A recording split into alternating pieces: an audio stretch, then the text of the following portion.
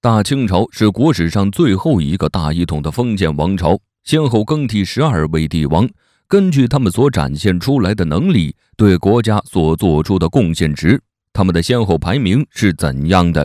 哪个帝王是导致清朝走向灭亡的刽子手呢？在大清皇帝中最令人仰慕的皇帝当属清太祖努尔哈赤。别人的25岁沉浸在娶美娇娘的美梦中，他呢已经击败9部联军，率领部下统一了女真各部，平定中国关东部。在明神宗万历44年的时候，努尔哈赤顺利建立后金，割据在辽东一带。随后攻下明朝在辽东的70余座城池。作为清朝的奠基人，他在用人方面有一套雷打不动的原则：一是必须选贤人取用，二是不论出身和亲疏关系，公平公正地选拔人才，三是根据人才的特长安排到适合的部门，比如勇猛矫健的人可以安排在军队，忠诚有权谋的人呢安排在身边辅助国政。四是让德才兼备的贤人升迁，贬谪奸逆小人。五是臣子有功必赏，有错必定会惩罚。六是对有功劳的文武百官赐予牲畜以及财宝和妻妾。努尔哈赤是一位极为优秀的军事统帅，他戎马生涯长达44年，被后世赞誉为用兵如神的皇帝，比较擅长集中兵力进行各个击破，也讲究速战速决。比如萨尔浒之战，他率领部下同明朝在萨尔浒，也就是辽宁抚顺东大伙房水库附近，对明军4路展开进行反击。仅仅5天呢，便打败明朝3路军队，歼灭足足5万人，还缴获大量的物资。有必要提一点的是这场战役是明朝和清朝对阵当中一个比较重要的转折，也是清朝以少胜多的典型战例。努尔哈赤在作战方面也有相应的原则，他重视行军路上的侦察，喜欢呢诱敌深入，巧用疑兵，里应外合，并能熟练地运用发挥其作用。与此同时，他也注重兵器的改革，他多次同明军对战，甚至火器的厉害，于是将从明军那里缴获过来的枪炮弹药分发给部下，还命令归顺于他的汉朝兵官准备充足的火炮，从而增强整个军队的力量，并演练出新的一套战法。例如在攻城的时候呢，他会用大型的火铳在100米之外的位置专打城墙，在没有把握射中的情况下，会下令按兵不动，然后借助云梯等攀爬工具发起攻击。努尔哈赤为加强同蒙古的沟通交流以及管制，他选择联姻、封赏等方式，从而增强了后金军事实力。他还制定满族文学，促进满族形成等，为满族的繁荣强盛做出了重大贡献。那么排在第2位的清朝皇帝是谁呢？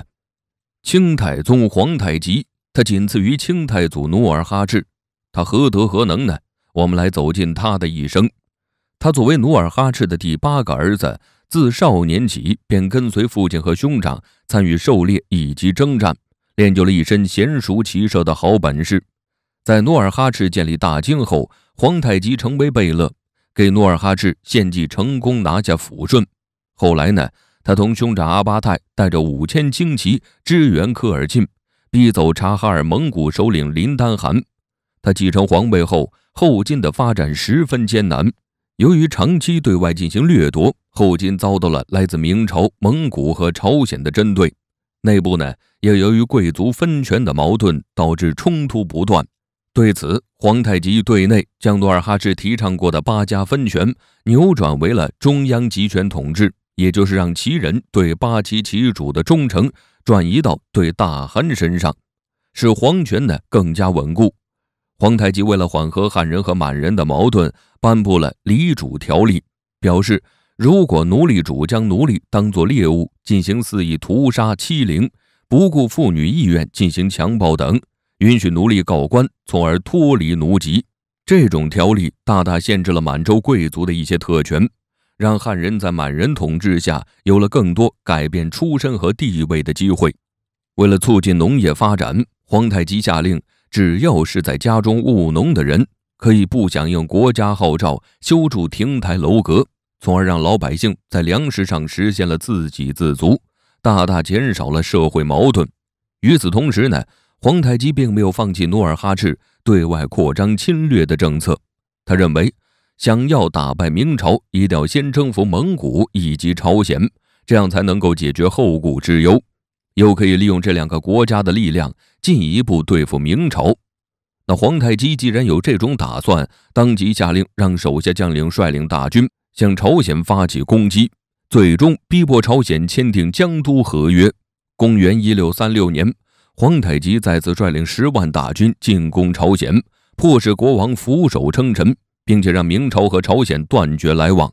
对待蒙古，皇太极先获取同科尔沁、喀喇沁等部的效力，因为这些部落都有一个不满的敌人，那就是察哈尔林丹汗。随后，他联合蒙古其他部落征讨察哈尔林丹汗。经过多次征战，林丹汗的势力大大缩减，最后丧命在青海的大草滩。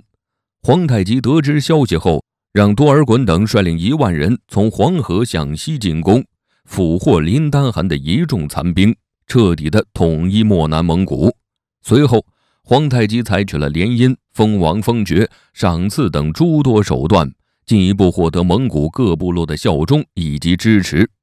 皇太极呢，一共在位17年，他的文治武功相当不错，为清朝入关打下了坚实基础。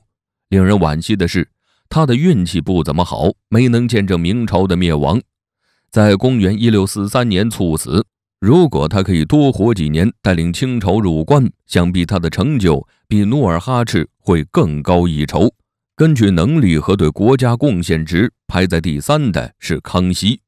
他是清朝第4位皇帝，清朝定都北京后的第2位皇帝。说起来呢，他的实力和对清朝所做的贡献，例如康熙掌握朝堂政权后，很快宣布禁止圈地，还放宽垦荒地的免税年限。与此同时，他大力整顿朝堂风气，恢复京察、大祭等考核制度。为了防止被文武百官蒙骗，康熙多次出京巡视，了解百姓的生活情况，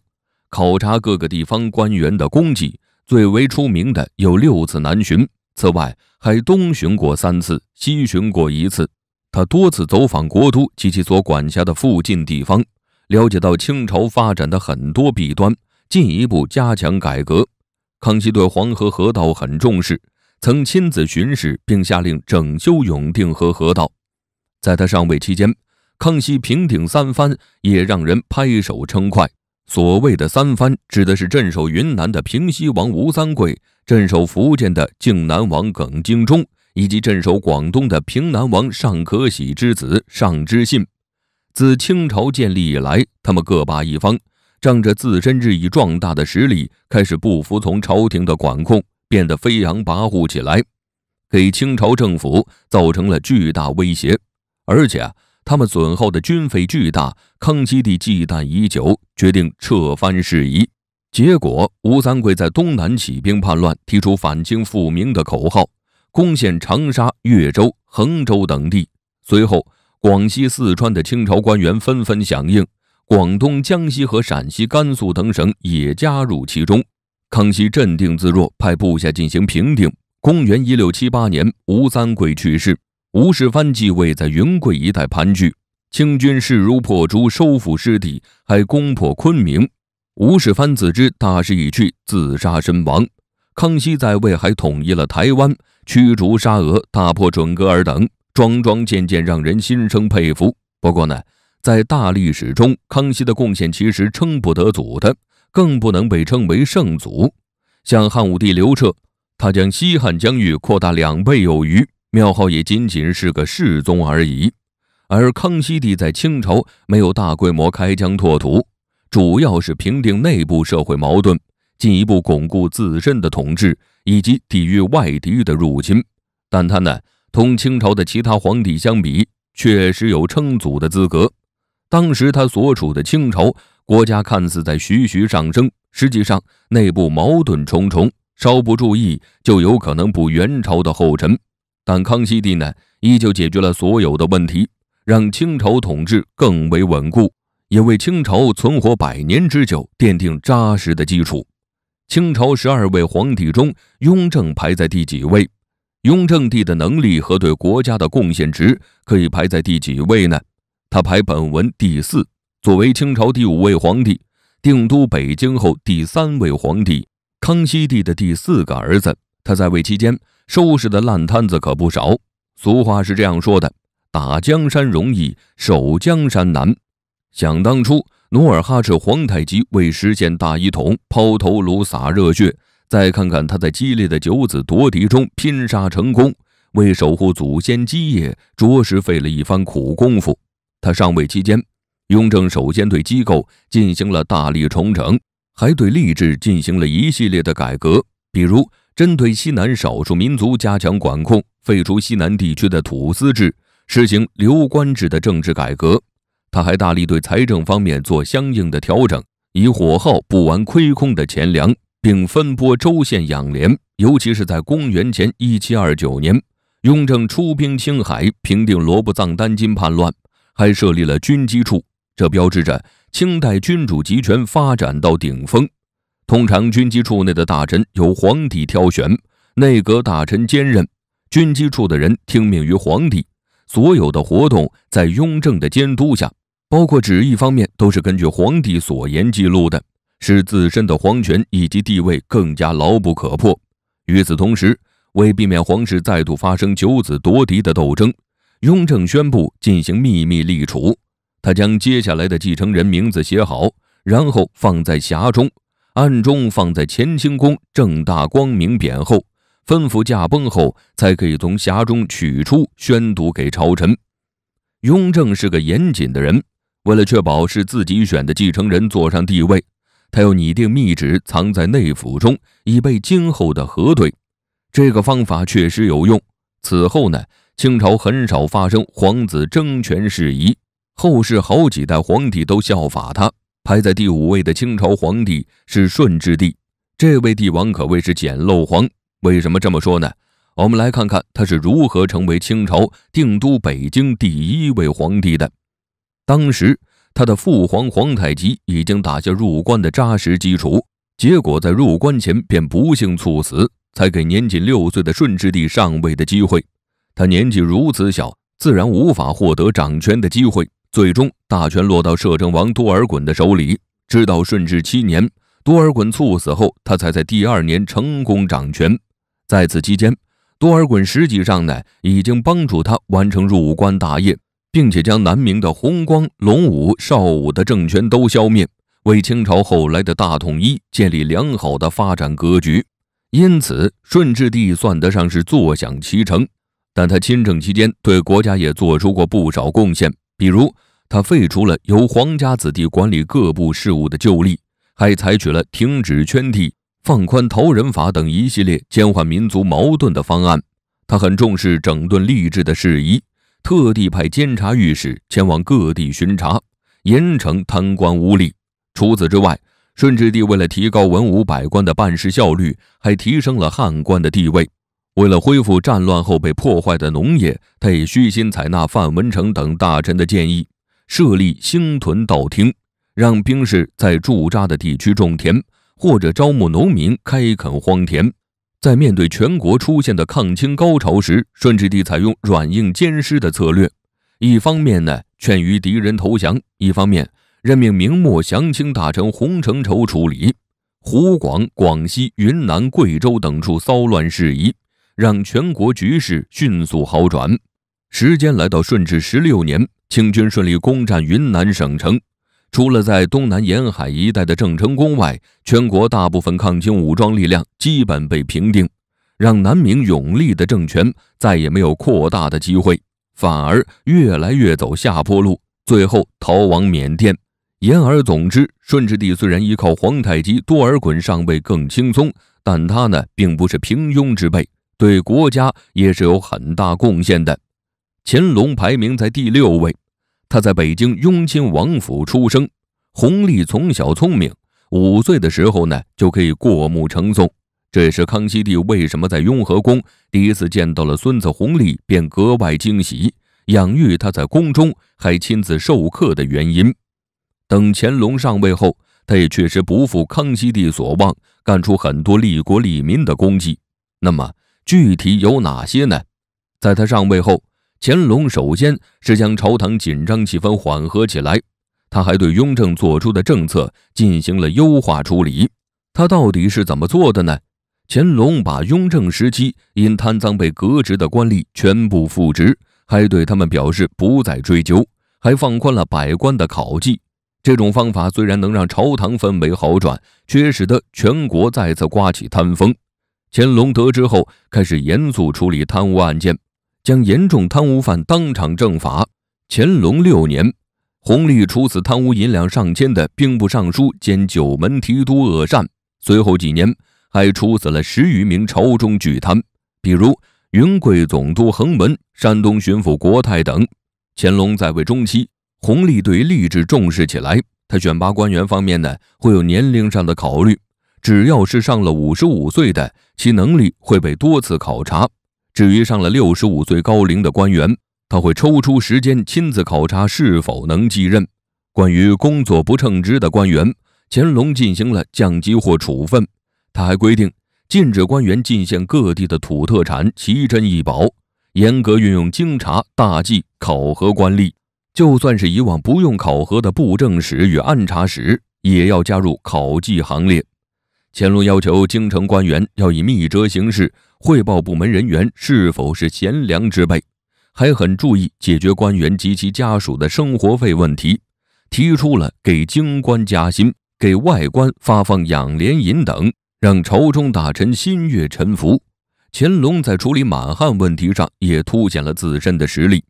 当时朝中满汉两派斗争不休，乾隆没有站在满人一派，也没有压制汉人一派，他不偏不倚，将两派都进行警告，并采取抑制手段方案，让他们保持在同一个平衡点上，从而避免朝廷分裂的问题。弘历在对宦官的管理方面也很谨慎，在上位后便下谕旨，宦官若是有不当行为，内务府总管有先斩后奏的权利。比如太监高云私自泄露乾隆在奏折上写的批语，便被处以残酷的折刑。乾隆还推崇康熙、雍正两朝的优良政策，对农业生产很重视。在他看来，想要让国家繁荣昌盛，那就需要推进农业的发展。于是呢，他下旨让北方的百姓向南方学习务农技术。乾隆还鼓励百姓开垦荒地，扩大种蔬菜粮食的面积。在军事方面，乾隆效仿康熙和雍正，以武力的方式震慑他国，在有必要的时候会派兵征讨，进一步维护国家领土和主权的统一。然而，人到中年的他变得好高骛远，总随着自己性子做事，不但招举工匠筹集材料，修建诸多宫廷楼阁，还屡次下江南，损耗人力物力，也使得贪污之风再度兴起。整个大清呢，也是在这个时候渐渐走向衰败的道路。整体上来说，乾隆功过算是相抵，算得上是合格的帝王。嘉庆帝呢，可以排名第7，他是被评为一代人君的皇帝，但他的一生并非轰轰烈烈，而是相当的平庸，只能算得上是勉强合格的帝王。为什么这么说呢？我们先来谈谈他的功绩。他在上位后废除文字狱，从某种程度上来说减缓了社会矛盾。其次，利用自身的聪明才智，成功淘汰和珅出局，着实大快人心。嘉庆如何推倒权势滔天的和珅？他用了什么计谋呢？想当年，嘉庆上位后，太上皇乾隆尚在，他面对备受乾隆喜爱和信赖的和珅，采取了欲擒故纵的应对方案。怎么欲擒故纵呢？他对和珅所作所为睁一只眼闭一只眼。当大臣还当着他的面抱怨和珅为人的时候，嘉庆还开玩笑地说他打算让和珅帮忙治理国家。就算是跟乾隆汇报事情，他为了获取和珅的信任，也全权交给和珅代劳，成功的让对方降低了戒备之心。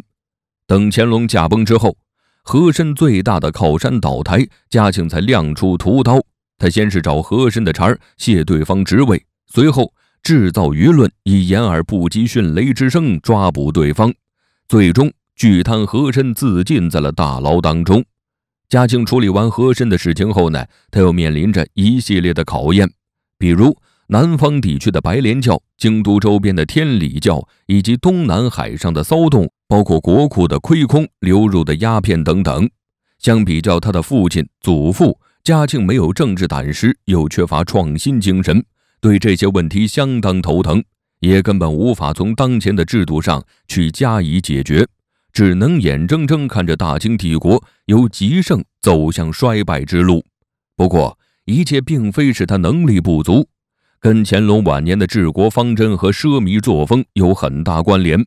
嘉庆接手皇位的时候，国库已然陷入拮据境地，就算将和珅的万贯家财收入囊中，他面对剩下的烂摊子也无可奈何。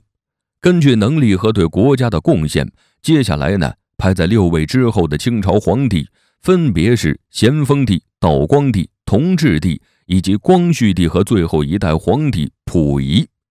在他们当中，咸丰帝可以排在第8名，他是清朝以及中国历史上最后一位拥有实际统治权的皇帝，也是清朝最后一位通过秘密立储继位的皇帝。他上位期间，立马清洗军机处，任用改革派官员，推进清朝的发展。其次是提拔汉族的士绅官僚，平定太平天国的叛乱。所谓的太平天国呢，指的是道光30年，洪秀全、石达开等人在广西金田村发动关于反抗清朝的武装起义。这个时候的咸丰帝工作是兢兢业业，每天会下达很多谕旨，很多都是他亲自提笔写的朱批，根本不用军机大臣帮助。在他上位的第8个月，咸丰帝罢免了重臣穆彰阿，随后将第一次鸦片战争中主和派的佘英等人全部撤职，进一步巩固了皇权。咸丰帝在重新安排军机大臣的时候，开始任用肃顺等改革派的官员，对政治局面进行大力整顿，让从乾隆后期越加盛行的贪腐风气得到了极大的改观。可是呢，依旧无法扭转被他国欺辱的命运。咸丰4年，英国和美国以及法国向清政府提出无理要求，咸丰帝果断拒绝。英法两国心有不甘，向清政府宣战。最终，咸丰无奈地派桂良、花沙纳前往天津议和，同英国、美国、法国、俄国分别签订不平等的条约。总体来说咸丰算得上是一位勤政的国君，也试图去改变清朝所出现的各种危机。但是呢，他根本无法有效解决祖辈留下来的矛盾问题，加上遇到西方列强的入侵，咸丰只能以失败告终，而且失败得很彻底。他到临死都没有阻止过枕边人慈禧的篡政，而且还让慈禧篡政的速度进一步加快。道光帝排在第9位，他在位期间，清朝已经愈加衰败。身为帝王，他也想将清朝从内忧外患中拉出来，因此尝试做了一些努力，比如整顿吏治、整改盐运、推行海运，还平定了张格尔叛乱，颁布严禁鸦片的指令，对当时的清朝也确实起到了积极作用。但是呢，他管理国家的能力并不高，加之社会已经有很多矛盾，清王朝依旧改变不了衰落的走向，同西方之间的差距越来越大。道光20年，中英爆发鸦片战争，中国战败，被逼无奈签下南京条约。此后的10多年里，道光帝得过且过，失去了一个帝王应有的血性，沉浸在自己的思绪中，一蹶不振。光绪帝可以排在第10位，作为清朝第11位皇帝，清朝入主中原之后的第9位皇帝。很多人想起他呢，第一印象就是傀儡皇帝，这也不能怪他，只能怪他生不逢时，偏偏在4岁的时候登基。年幼的他因此注定无法掌握朝政，只能任由慈安、慈禧2宫太后垂帘听政，管理国家。光绪15年，光绪帝终于亲政了，但真正的大权依旧在野心勃勃的慈禧太后手里，他只能扮演傀儡的角色。但光绪帝呢，极为迫切想要拯救清朝衰败的命运，随后在中日甲午战争中极力主战，他不支持妥协。可惜由于朝廷相当腐败，最终以战败落下帷幕。光绪帝接受战败的教训，开始大力支持维新派变法，也就是戊戌变法，想借此让清朝强大起来，却遭到慈禧太后为首的保守派的强烈反对。光绪帝不气馁，决定借助袁世凯的力量牵制慈禧太后的势力，结果被袁世凯出卖。自此，这位年轻的帝王被囚禁在了中南海瀛台。公元1908年，光绪帝逝世，享年38岁。回顾他的一生，如果没有慈禧太后的出现，他的结局是不是会更好呢？清朝也会有焕发生机的可能性呢？同治帝排名本文第11位。虽然这位皇帝在位期间遇上了难得的发展机遇，此时的清朝处于太平天国与义和团的社会动荡之间。在国际方面，清朝处于英法联军与八国联军2次入侵之间。此时的清朝在面临2次重大事件发生的缓冲阶段，道光、咸丰以及光绪都没有如此有利的条件，这就给清朝推行新政提出了机会。自此，洋务运动开展起来，清朝成立总理衙门，创办新式学校，修筑铁路等，史称同治中兴。但这呢，并不是同治帝应得的功劳，他也没有光绪帝拯救国家的决心，只是扮演着一个唯命是从的傀儡皇帝而已。排在最后面的是宣统帝溥仪。说起他这个人，很多人对他的遭遇感觉同情。溥仪在3岁的时候登基称帝，短短3年时间，清朝便宣布亡国。作为亡国之君，他想要施展一腔热血和才华，根本没有机会。在当时，他属于退位的尴尬身份，但仍可以在紫禁城过着小朝廷的生活，还享有学习的权利。小朝廷里依旧用的宣统纪年，有内务府、慎刑司、宗人府等部门，还有太监宫女服侍没落的皇室。由于内部机构用费繁多，太监坐逮为非，还盛行盗窃之风。溥仪无奈遣散内监，开始裁撤机构，还把一些官员也罢免了。即使如此，小朝廷依旧陷入了拮据当中。溥仪不得已，只能派人将宫中金器、名画等古物送去民间典当。时间来到1917年，北洋军阀张勋率4000部下入京，将中华民国第2任总统黎元洪赶下台，随即起兵支持溥仪复辟。就这样，溥仪在12岁再次坐上龙椅，他当即封赏了大批臣子，比如黎元洪成了1等公，张勋、王士祯等人当上内阁议政大臣。可惜溥仪的皇帝椅就坐了12天，随后被皖系军阀首领段祺瑞出兵讨伐，张勋自顾不暇，逃去荷兰使馆，溥仪再度宣布退位。公元1924年，冯玉祥在北京发动政变，第5任中华民国大总统曹锟下台，受到民国政府优待的满清皇室被取消一切优待，紫禁城成为民国所有物。溥仪带着满清遗老自此走出紫禁城，此后开始颠沛流离的生活。大清王朝呢，一共在中国历史长河中存活了296年，是中国最后一个封建王朝。他先后替换以上的12位帝王，诸位看官最欣赏哪一位呢？又对谁感觉惋惜呢？欢迎评论区留言。